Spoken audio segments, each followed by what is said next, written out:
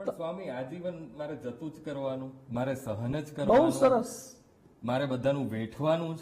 હું પ્રયત્ન કરું છું પણ મને તો સફળતા મળતી જ નથી. મારે એ જ જોવાનું. શું આપણને ધર્મ અધ્યાત્મ આ શીખવે છે? આપણને ભક્તિ આ શીખવે છે? ત્યારે નબળું બનવાનું છે. જો ધર્મ અધ્યાત્મ નબળા બનતા નથી શીખવાડતો, હમ પ્રશ્નો વિઘ્નોની વચ્ચે પણ તમને સ્થિર રહેતા શીખવાડે છે. હમ હમ ક્લેબ્યમ માસમાં ગતઃ પાર્થ ન એતત્વયી ઉપપદ્યતે. ભગવદ્ ગીતામાં કૃષ્ણ ભગવાન કહે છે. હમ એ જ ભગવાન અર્જુનને કહે છે, તાન તિતિક્ષસ્વ ભારત. અર્જુન સહન કર. કેમ કૃષ્ણ ભગવાને સહન કરવાની વાતો કરી? હમ હમ રામ ભગવાને કોઈ વાંક વગર 14 વર્ષ વનમાં શું કરવા ગયા? હમ રામ ભગવાન બોલ્યા કે ક્યાં સુધી સહન કરવાનું? વાંક વગર શું કરવા સહન કરવાનું? કૃષ્ણ ભગવાન બોલ્યા કે પાંડવોએ ક્યાં સુધી સહન કરવાનું? પાંડવોને વનવાસ થયો છે, દ્રૌપદીનું વસ્ત્રારણ કરવાનો પ્રયત્ન કર્યો છે, મારી નાખવાના લાક્ષાગૃહમાં પ્રયત્ન કર્યા છે. તો જે તે ભગવાન અને સંતે પણ જીવનમાં સહન કરીને આપણને પ્રેરણા આપી છે. એ બતાવે છે કે સંસાર છે એટલે પ્રશ્ન આવવાના. જેમ તમે રોડ પર તમારી સારી ગાડી લઈને નીકળો તો પણ કોઈ હોર્ન મારવા છતાં સાઈડ ના આપે, કોઈ ઓવરટેક કરે, કોઈ રોંગ સાઈડ થી કરે, કોઈ રોંગ સાઈડમાં સામા આવે તો એ સમયે સામા ન થવાનું હોય. એ સમયે તમારે સવળી મતી રાખીને, તો બહુ critical હા હોય ક્રિટિકલ હોય છે, પણ એમાં સમજુ ને શાણા એને જ કહેવાય. હું આપ પરણેલા છો, હા લગ્ન જીવનમાં ક્યાં સુધી બંને જણાએ કોમ્પ્રોમાઇઝ કરવાનું? કેટલા વર્ષ સુધી? એવું કઈ હોતું નથી. આમ તો તમે તમારી એકબીજાની સમજણ સાથે ચાલો. પણ તોય લગ્ન જીવન ટકાવવા માટે કોમ્પ્રોમાઇઝ કરવું જરૂરી ખરું કે જરૂરી નહીં? જરૂરી જરૂરી છે. આમ ક્યાં સુધી? આમ 10 વર્ષ સુધી કે આમ તો જીવીએ ત્યાં સુધી? જીવીએ ત્યાં સુધી. જીવીએ ત્યાં સુધી.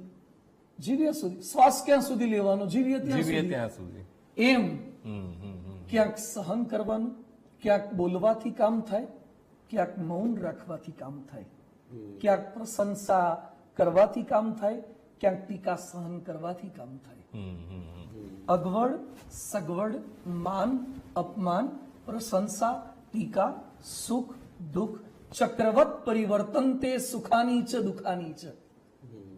કભી ધૂપ કભી છાવ. આ બંને આવશે. તમારા ઘરમાં હીટિંગ સિસ્ટમ હશે પણ ક્યારેક લાઇટ નહીં હોય તો તમારે સહનશીલતા કેળવવી પડશે. તમારા સગાવાલા પોતાના પણ દીકરાઓ પણ તમને સામે બોલી જશે. હમણાં જ મને એક પોલીસ કમિશનર મળ્યા. સભામાં મારું પ્રવચન ચાલતું હતું એટલે મેં કમિશનર સાહેબને જાહેરમાં જ પૂછ્યું, બહુ સારા છે, ગુજરાતના જ એક શહેરના કમિશનર છે. સાહેબ, આપ ઘરે જાઓ અને ઘરમાં ઝઘડો થાય તો આપ કઈ કલમ લગાવો? કલમ લગાવો કે મલમ લગાવો? એટલે મને કે કલમ ના લગાવાય, મલમ લગાવાય. કેટલીક જગ્યાએ કલમ લગાવવાથી કામ થાય અને ક્યાંક મલમ લગાવવાથી કામ થાય. અને એમાં એક સેન્ટેન્સ ખાલી એડ કરું છું, જબ અપને આપ સે જીतना हो, जब अपने आप से संघर्ष हो तब जीतना चाहिए, जब अपनों से संघर्ष हो तब हारना चाहिए. વાહ. અને એમની સાથે આધ્યાત્મની ચર્ચાને આગળ ધપાવીએ. સ્વામીજી, તમે એક વચ્ચે સરસ વાત કરી કે મુંબઈ જવું હોય તો ટ્રેનમાં જઈ શકાય, બસમાં જઈ શકાય, પ્લેનમાં જઈ શકાય. હવે આપણા ભારત દેશની અંદર અલગ અલગ સંપ્રદાય છે. દરેક સંપ્રદાયનું લક્ષ્ય ધ્યેય તો એક મુખ્ય એ જ છે કે પોતાના ભક્તોનો કે પોતાના સંપ્રદાય સાથે જોડાયેલા લોકોનો ઉદ્ધાર થાય. તો પછી અમારો જ સંપ્રદાય સર્વોપરી છે કે પછી અન્ય કોઈ સંપ્રદાયની ઉપર ટીકા કરવી, એ વર્તમાન સમયમાં ચાલી રહ્યું છે. તમે જોયું હશે, ઘણા બધા એવા વિવાદો પણ સામે આવ્યા હશે. તો પછી એ કેટલી હદે યોગ્ય કે જ્યારે કોઈ સંત કે જે લોકોને યોગ્ય રસ્તે વાળી રહ્યા છે અને જ્યારે સંતો જ અન્ય સંપ્રદાય ઉપર ટીકા ટિપ્પણી કરે, અન્ય ભગવાન ઉપર ટીકા ટિપ્પણી કરે? ના, અધ્યાત્મ તો ક્યારે એવું શીખવાડતું નથી. આપણા ત્યાં સનાતન ધર્મની વિશેષતા એ છે, એકમ સત વિપ્રા બહુધા વદંતી, કે પરમાત્મા તો એક છે, એને પામવાના માર્ગ અલગ અલગ છે. પણ હંમેશા દરેક શાસ્ત્રોમાં બે વાત લખી છે કે ટેક પતિવ્રતાની રાખવાની અને આદર સૌ કોઈનો કરવાનો. સમજો મારા શબ્દોને. તુલસીદાસ રામના ભક્ત હતા. તુલસીદાસ વૃંદાવનમાં ગયા તો ત્યાં તો કૃષ્ણ પરમાત્મા હતા. બધાએ વંદન કર્યા, તુલસીદાસે વંદન ન કર્યા. કૃષ્ણ ભગવાનને તુલસીદાસે વંદન ન કર્યા અને તુલસીદાસ બોલ્યા, કહા કહું છબી આજ આપકી, ભલે બિરાજો નાથ, તુલસી મસ્તક તબ નબે, જબ ધનુષ્ય બાણ લો હાથ. જ્યારે હાથમાં ધનુષ્ય બાણ લેશો, મારા રામ સ્વરૂપે દર્શન દેશો, તો હું વંદન કરીશ. મીરાબાઈ કોના ભક્ત હતા? કૃષ્ણ ભગવાનના. મીરાબાઈએ શું લખ્યું છે? મેરે તો ગિરધર ગોપાલ દૂસરો ને કોઈ. તો મીરાબાઈને ફેનેટિક કહેવાય કે પતિવ્રતાની ટેક કહેવાય? તમારી પત્ની કરતા પણ બીજી સ્ત્રીઓ દુનિયામાં સારી હોય, અને કોઈ પણ સ્ત્રીને પોતાના પતિ કરતા પણ રૂડા, રૂપાળા, પૈસાદાર, ધનવાન, કુળવાન બીજા કેટલાય પુરુષ હોય, સ્ત્રીએ બીજા બધાને આદર અપાય, પણ સમર્પણ તો એક વ્યક્તિને જ કરાય. તો એ આદર સૌ કોઈનો. લવ all, trust few and follow only and only one. એકને જ. નરસિંહ મહેતા કૃષ્ણ ભગવાનને માનતા હતા તો એનું ભજન કરતા હતા. તુકારામ વિઠોબાનું ભજન કરતા હતા. જે જેને માનતા હોય એનું ભજન કરે છે. પણ જ્યારે બોર્ડર લાઈન ક્રોસ કરી જાય છે કે શરત ચૂકથી અથવા તો કોઈ અજ્ઞાનવશ, ત્યારે નાના મોટા પ્રશ્ન સર્જાય છે. બાકી પરમ પૂજ્ય પ્રમુખ સ્વામી મહારાજે વડોદરા સુરસાગર તળાવમાં જે શિવજીની મૂર્તિ છે ને, એની પ્રતિષ્ઠા પ્રમુખ સ્વામી મહારાજે કરી છે. નડિયાદમાં કેશવ ભવાની મહારાજ છે, માઈ મંદિરની મૂર્તિઓની પ્રતિષ્ઠા પ્રસંગે પણ પ્રમુખ સ્વામી મહારાજ ત્યાં પધાર્યા હતા. મહંત સ્વામી મહારાજ ધરમપુર શ્રીમદ રાજચંદ્રના આશ્રમમાં પૂજ્યપાદ રાકેશભાઈના આમંત્રણથી ત્યાં પધાર્યા અને એમના જૈનોના સૌથી મોટા હોલનું ઉદ્ઘાટન પરમ પૂજ્ય મહંત સ્વામી મહારાજે કર્યું છે. અમે તમામ સંતો રામાયણની કથા કરીએ છીએ, ભાગવતની કથા કરીએ છીએ, ભગવદ્ ગીતાની કથા કરીએ છીએ. રામ ભગવાનમાં એટલા સદગુણો છે, કૃષ્ણ પરમાત્મામાં છે, માતાજીમાં જે પતિવ્રતાની ટેક છે, સર્વ દેવતાઓ. એટલે સંતો એમ કલ્પવૃક્ષ સમાન આપણે માનીએ. એક મને સવાલ એ પણ જો મારી આપને વિનંતી એ છે કે કદાચ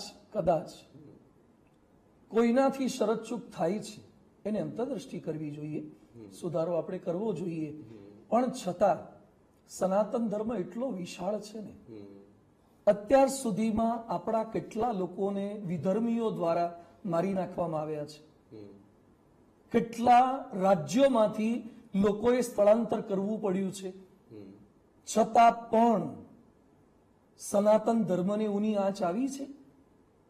65 કરોડ લોકોએ ત્રિવેણી સંગમમાં ડૂબકી મારી લીધી. સનાતન એવો છે કે કોઈના બોલવા ચાલવાથી સનાતનની કાંકરી પણ ખરવાની નથી. તો શું કરવા પછી ચિંતા કરવી? અને જે લોકો હંમેશા માણસ અવાજ ક્યાં કરે છે કે જ્યાં ઢીલું ભાડે છે ત્યાં અવાજ કરે છે. કેટલાક નેતાઓ સનાતન ધર્મ માટે જેમ તેમ બોલે છે દક્ષિણ ભારતના, તો કેમ મીડિયા નથી બોલી શકતું? બીજા લોકો નથી બોલી શકતા? કેટલાય લોકો આજે બંગાળની અંદર કે કાશ્મીરની અંદર કે કોઈ પણ જગ્યાએ કેવી પરિસ્થિતિ છે, તો સનાતન ધર્મના માણસો મરી રહ્યા છે એ વધારે ગંભીર પરિસ્થિતિ છે કે સનાતન ધર્મ પર ભૂલથી એક વાક્ય બોલાઈ ગયું એ વધારે ગંભીર પરિસ્થિતિ છે? ગંભીરતાને પ્રાયોરિટી આપો, એના પર વધારે ફોકસ કરો, તો સનાતન ધર્મ ઉપરના જોખમ ટળી જશે. એક પ્રશ્ન એ છે કે સંતો કે કોઈ પણ સાધુને આપણે લઈ લઈએ તો ભૌતિક જે વસ્તુઓ છે, અત્યારે તમે કીધું કે ભાઈ અત્યારનો જે યુગ છે એની સાથે ટેકનોલોજી સાથે રહેવું પડે, અને એ 100% સાચી વાત છે. પરંતુ ગાદી માટેના કેટલાક વિવાદો આપણે જોયા છીએ. તો તમે ભૌતિક વસ્તુનો જ્યારે કોઈ પણ સાધુ, કોઈ પણ સંપ્રદાયના હોય પછી, અને જ્યારે તમે ભૌતિક વસ્તુનો મોહ ત્યાગી દીધો છે અને પછી ગાદી માટેનો વિવાદ, તો એ પણ એક મોહ ના થયો? એ પણ એક જાતનો લોભ ના થયો? આપે કીધું ને અનેક રસ્તા છે, તો કોઈક એવો રસ્તો લીધો હોય કે જેમાં ગાદી આવતી હોય. અમે BAPS સંસ્થામાં છીએ, એમાં કોઈ અમારે ગાદીનો રસ્તો આવતો નથી, એટલે અમારે કોઈ એ સંબંધી કોઈ નહીં, અમારી કોઈ એવી અનુભૂતિ નથી કે અમારો કોઈ એવો પ્રશ્ન જ નથી.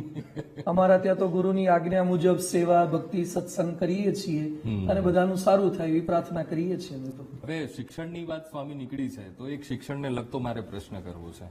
હવે જ્યારે ધર્મ આધ્યાત્મ આ બધું સાથે સાથે ચાલી રહ્યું છે, અત્યારે તો ઇન્ટરનેશનલ બોર્ડ, હવે શિક્ષણમાં આધ્યાત્મ હોવું કેટલું જરૂરી છે? ખૂબ એના સરસ. પાઠ ભણાવવા જોઈએ કે ના ભણાવવા જોઈએ? આપણા ત્યાં શિક્ષણ એટલે શું હતું?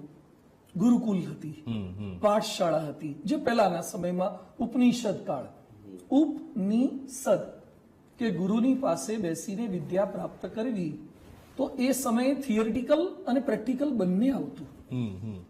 ભગવાન રામ પણ વિશ્વામિત્ર સાથે ગયા હતા.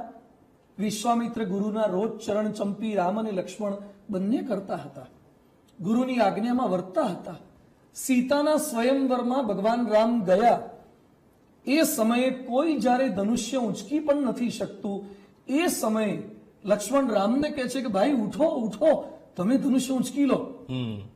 બેઠવું અને ભજવું પરિતાપા, ચોપાઈની અંદર સરસ ઉલ્લેખ આવે છે, ભંજવું પરિતાપા. એ સમયે રામ કહે છે કે ગુરુ વિશ્વામિત્ર ન કે ત્યાં સુધી મારાથી ઉભા થવાય નહીં. ગુરુજીની પરમિશન વગર મિથિલા નગરી જોવા પણ નથી ગયા, સ્વયંવરમાં પણ નથી ગયા અને ધનુષનો સ્પર્શ પણ નથી કર્યો. કૃષ્ણ પરમાત્માએ, એ તો ભગવાન હતા સાક્ષાત, તો પણ ગુરુના આશ્રય ગયા હતા તો ગુરુએ લાકડા કાપવા મોકલ્યા તો સાંદીપની ગુરુની આજ્ઞાથી સુદામા સાથે લાકડા કાપવા માટે ગયા છે. શિક્ષણ એટલે થિયરી પણ હોવું જોઈએ, પ્રેક્ટિકલ હોવું જોઈએ. શિક્ષણ એટલે વોલ્યુમ પણ હોવું જોઈએ અને વેલ્યુ પણ હોવું જોઈએ. વોલ્યુમ પણ વધારતા જાઓ અને વેલ્યુ બેઝ પણ શિક્ષણ હોવું જોઈએ. આજે ખાલી મેથ્સ ફિઝિક્સ કેમેસ્ટ્રી હોય તો ઝઘડા થયા પછી ફિઝિક્સ કેમેસ્ટ્રી બાયોલોજી કામ ન લાગે, તેને થોડાક તમારે મૂલ્યો શીખવાડવા પડશે. એટલે અધ્યાત્મમાં પહેલા જેમ સ્કૂલની દિવાલો ઉપર, મને ખ્યાલ છે કે હું નાનો હતો સ્કૂલમાં ભણતો તો નરસિંહ મહેતાના ફોટા, મીરાબાઈના ફોટા, આવા ભક્તોના દેશવીરોના ફોટા, એની નીચે સુવાક્યો, વિદ્યા વિનયને શોભતે, વિદ્યા વિવેકથી શોભે છે, માતૃદેવો ભવ, આ બધું ડેકોરેશન ઇન્ટિરિયર પણ આવું હતું. શિક્ષકો પ્રત્યે પણ એટલો આદર હતો, શિક્ષકોની બીક હતી, શિક્ષકો પણ પિતૃવત ભાવથી કે માતૃવત ભાવથી આપણને ભણાવતા હતા.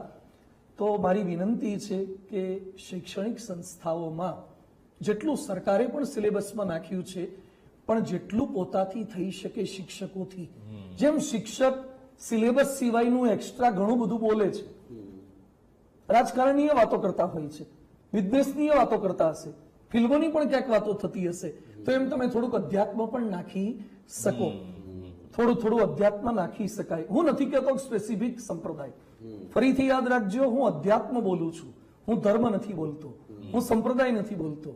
અધ્યાત્મ એ યુનિવર્સલ છે, અધ્યાત્મ એ ઇટરનલ છે, એ કોઈ એક વ્યક્તિનું નથી, એ મૂલ્યો છે. ભગવાન એ સૌ કોઈના છે. આ વાતો આપણે નાખી હશે. સીતાના સંસ્કાર રેડ્યા હોય તો કોઈ છોકરી સાસુ બોલે એમાં પાછી આવે ખરી? 14 વર્ષ જંગલમાં જવાની વાત હોય તો પાછી ના આવે. મારા પતિએ મને બરફનો ગોળો ન ખવડાયો એટલે છૂટાછેડા, મારી પાસે આ કેસ આવે છે. એટલે બરફના ગોળામાં છૂટાછેડા લેવાય?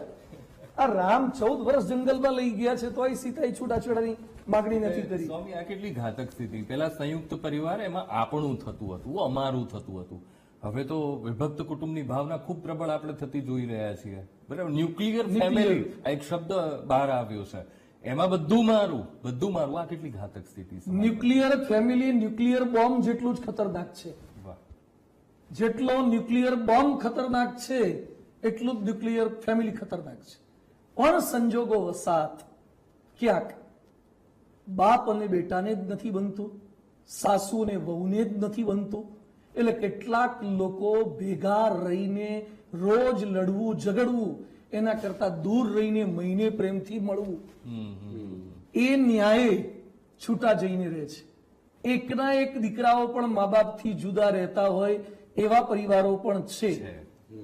પણ આપણા ત્યાં શાસ્ત્રોમાં a family who stays together, who eats together, who prays together, who stays together. પ્રમુખ સ્વામી મહારાજે આ વિભક્ત પરિવારો ન થાય, ન્યુક્લિયર ફેમિલી ન થાય, એનો એક ઉપાય આપ્યો છે ઘર સભા. કે જે ઘર સભા એ જ ઘર શોભા. સબ દર્દો કી એક દવા ઘર સભા. પૃથ્વી પર સૌથી પહેલો ઘર સભા શબ્દ એ પરમ પૂજ્ય પ્રમુખ સ્વામી મહારાજની દેન છે. એમને આવો વિચાર આપ્યો. એક હરિભક્તે પ્રશ્ન પૂછ્યો કે સ્વામીજી, અમારે ક્યારે પરિવારમાં પ્રશ્ન જ ન થાય એના માટે શું કરવું? તો કે પરિવારના તમામ સભ્યો બેસીને ઘર સભા કરો. ઘર સભા એટલે રામાયણ, ભાગવત, ગીતા, ઉપનિષદ, વચનામૃત, વાતો, જીવન ચરિત્રો મહાપુરુષોના બેસો. પતિ પત્ની સંતાનો મોબાઈલ બાજુ પર મૂકીને, મોબાઈલને સાયલેન્ટ કરી દો, એક ટોપલીમાં મૂકી દો. હવે ડિજિટલ ફાસ્ટ શરૂ કરો. જેમ ફિઝિકલ ફાસ્ટ કરો છો ને, એકાદશી અન્ન ન ખવાય, એમ દિવસમાં અમુક કલાક ડિજિટલ ફાસ્ટ. મારે કોઈ ડિજિટલ વસ્તુને હાથ અડાડવો નથી, મારે ફિઝિકલ મારા દીકરા દીકરીનો સ્પર્શ કરવો છે, એને મારા ખોળામાં બેસાડવા છે. આ તમે ડિજિટલ ફાસ્ટની વાત કરીને એના પરથી એક સવાલ મારા મનમાં એ આવે છે. તમે જોયું હશે કે અત્યારના સમયમાં છે ને, તે નાના નાના કિસ્સાઓ કે નાના નાના એવા પ્રશ્નમાં લોકો આત્મહત્યા કરી લે છે. એમાં એક ઘણા એવા આપણે કિસ્સા જોયા કે માતા પિતા મોબાઈલ ન આપે અને બાળક આત્મહત્યા કરી લે. હવે કોઈ માતા પિતા પોતાના બાળકનું ખરાબ તો ઈચ્છે જ નહીં, સ્વાભાવિક છે કે સારું જ ઈચ્છે છે, પરંતુ એવા કયા કારણો છે અત્યારે તમને લાગી રહ્યા છે કે જેના કારણે બાળકો કે અત્યારના જે યુવાઓ છે એ આત્મહત્યા વધારે કરી રહ્યા છે? સગવડોનું સામ્રાજ્ય આપે છે પણ સંસ્કારોની સાવધાની નથી આપતા, એટલે આ પરિસ્થિતિ સર્જાય છે. ક્યાંક વાલીઓને વાલી બનતા નથી આવડતું અને ક્યાંક સંતાનોને સંતાન થતા નથી આવડતું. સંતાનોમાં સહન શક્તિ ઘટી છે, વાલીઓમાં સમજ શક્તિ ઘટી છે. એક વાલી તરીકે હું કહું તો વાલીએ સમય આપવો જોઈએ, સ્નેહ આપવો જોઈએ, શિક્ષણ આપવું જોઈએ, સંસ્કાર આપવા જોઈએ, સંઘર્ષ આપવો જોઈએ અને સત્સંગ આપવો જોઈએ. આટલું જે પરિવારમાં અપાશે એ પરિવારનો દીકરો દીકરું ક્યારે સામો નહીં થાય, ક્યારે સુસાઇડ નહીં કરે, ક્યારે હત્યા નહીં કરે. કારણ કે એનું ઘડતર એવું થયું. કોઈ છોડને હું 24 કલાક એર કન્ડિશનમાં રાખું, 24 કલાક ડ્રીપ ઇરિગેશન થી પાણી નાખ કરું તો વહેલો મોટો થાય કે સડી જાય? સડી જાય. છોડને થોડો તડકો આપવો પડે. દીકરા દીકરીને ખાલી સગવડો ના આપો, થોડો તડકો આપો, પણ કૂણો તડકો આપો. એવો તડકો ના આપો કે પાંદડા બહાર જઈને બળી જાય. એવો તડકો પાછો ના આપો કે પ્રકાશ સંશ્લેષણ માત્ર બંધ થઈ જાય. એટલે બંને વસ્તુ સાચવવાની છે. ને બાળકો તરફથી બાળકોને એ પ્રકારનું ટીચિંગ્સ નથી મળતું, ન તો સ્કૂલમાં ન તો કોલેજમાં. મિત્ર વર્તુળ એવું હોય, ફિલ્મોમાં બતાવવામાં એમ આવે છે કે ઈંટ કા જવાબ પથ્થર છે, બદલો લઈ લો, કોઈ સહેજ બોલે એટલે મારવાના, મારી નાખવાના. ત્યાં આપણા ત્યાં ધર્મશાસ્ત્રો શીખવે છે. એટલે તમને જાણીને આનંદ થશે, બીએપીએસ સંસ્થાએ ચાલો આદર્શ બની અભિયાન શરૂ કર્યું છે, જેમાં ભારતની અને ગુજરાતની 6 રાજ્યોની સ્કૂલોના 46 લાખ વિદ્યાર્થીઓ એ ચાલો આદર્શ બની અભિયાન હેઠળ દર મહિને એક સીડી ડીવીડીનો લાભ લે છે. એપ્લિકેશન થઈ ગઈ છે અત્યારે, જેમાં વિડીયો આપણે બનાવીએ છીએ. બાળકોને ગમે એવું જ, કોઈ સાંપ્રદાયિક નહીં, પણ છતાં બાળકો આનંદ કરતા કરતા ગુટકા છોડે છે, ચોરી છોડે છે, વ્યસન છોડે છે, મા બાપને પગે લાગવા લાગ્યા. ક્રાંતિકારી રિઝલ્ટ મળ્યા છે, અદ્ભુત. એવું જ કોલેજના સ્ટુડન્ટ માટે સ્ટાર્ટ કર્યું છે IPDC, integrated personality development course. આ પણ આપણે કોર્સ 3 રાજ્યોમાં ચાલે છે, IIM માં પણ ચાલે છે. બીએપીએસ નો આ કોર્સ કે યુવાનોને પણ તમે આવું આપો તો અમે સંતો ફરિયાદ નથી કરતા કે બાળકો યુવાનો બગડી ગયા છે. અમારાથી બને એટલો પ્રયત્ન એ લોકોને સુધારવાનો કરીએ છીએ. સ્વામીજી, એક છેલ્લો સવાલ. તમે અમારા દર્શકોને એક એવો સંદેશ સારો તમારા મુખ્યથી આપો, અને એક બીજી એ વાત કે એવી કઈ ખરાબ આદત કે જે લોકોએ છોડી દેવી જોઈએ અને કઈ એક એવી સારી આદત કે જેને અપનાવી લેવી જોઈએ? ખૂબ સરસ. વીટીવીના માધ્યમથી આપ સૌ કોઈ દર્શકોને સમાચારની સાથે સાથે સદાચાર શીખવવાનો પ્રયત્ન કરો છો, એ ખૂબ પ્રશંસનીય છે. સમાચાર ટેમ્પરરી છે, સદાચાર પરમેનન્ટ છે. અને વીટીવી હંમેશા એ બાબતે જાગૃત રહ્યું છે, પ્રયત્નશીલ રહ્યું છે. સતત આ સંવાદ દ્વારા પણ સમાજમાંથી વિવાદ કેમ ઓછો થાય અને સકારાત્મક અભિગમ કેળવાય એવો જ પ્રયત્ન આપ બંને દ્વારા પણ કરવામાં આવ્યો છે. અમે આપના માધ્યમથી લાખો કરોડો દર્શકોને વિનંતી કરીએ છીએ કે દરેક વ્યક્તિ સુખી થવા માટે હંમેશા પોતાનામાં એક કુટેવ હોય એ ઓછી કરે અને એક સુટેવનો પ્રારંભ કરે. દરેક વ્યક્તિમાં નાની મોટી કુટેવ હશે. કોઈમાં વ્યસન હોય, કોઈમાં ક્રોધ હોય, કોઈમાં વ્યભિચાર અનાચાર હોય, કોઈમાં ભ્રષ્ટાચાર હોય.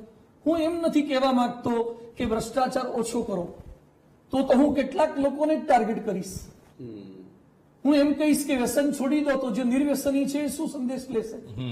પણ હું એમ કહી રહ્યો છું કે દરેક વ્યક્તિમાં એક કુટેવ હોય. જેમ આજે સાધુ તરીકે પણ મારામાં કુટેવ હોઈ શકે, તો મારે મારી જાતને દર વર્ષે પ્રશ્ન પૂછવો જોઈએ કે આ નવા વર્ષે હવે 2026 જ્યારે શરૂ થઈ રહ્યું છે, આપણે તો દિવાળી નૂતન વર્ષે પણ સંકલ્પો કરીએ છીએ અને આ 2026 અંગ્રેજી વર્ષ શરૂ થઈ રહ્યું છે, તો આપણે સંકલ્પ એ કરવો જોઈએ કે મારે મારી પત્નીને ન ગમે, મારા પરિવારને ન ગમે, મારા ઓફિસમાં ન ગમે, મારા સહાયકોને ન ગમે એવો એક સ્વભાવ ઓછો કરવો છે.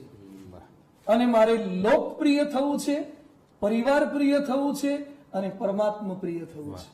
આ ત્રણ સંદેશ, પરિવાર પ્રિય થાવ, લોક પ્રજા પ્રિય થાવ અને પ્રભુ પ્રિય થાવ, ખૂબ સરસ. આ ત્રણ જો આપણા જીવનમાં લક્ષ્યમાં રાખીશું તો હંમેશા જીવન સફળ પણ થશે અને સાર્થક પણ થશે. સફળ તો ગુંડાઓના પણ સફળ જીવન હોય છે. લાદેન પણ કેટલેક અંશે સફળ જ ગયા હતા એટેક કરવામાં. હેકર્સ પણ સફળ છે, જે કોઈકના પગાર બારોબાર ઉઠાવી લે છે.